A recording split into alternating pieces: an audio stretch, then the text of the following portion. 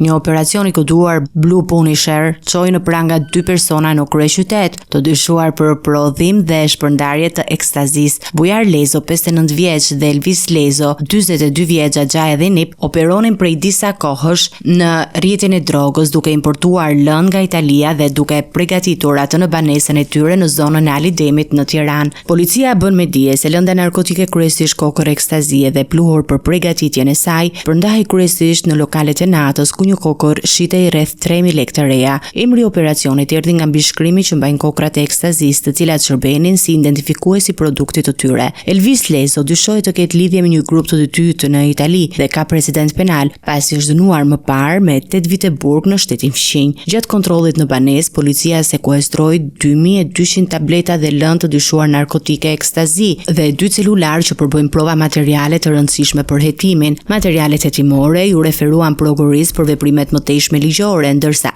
autoritetet po punojnë për të zbuluar të gjithë rrjetin dhe bashkëpunëtorët e mundshëm.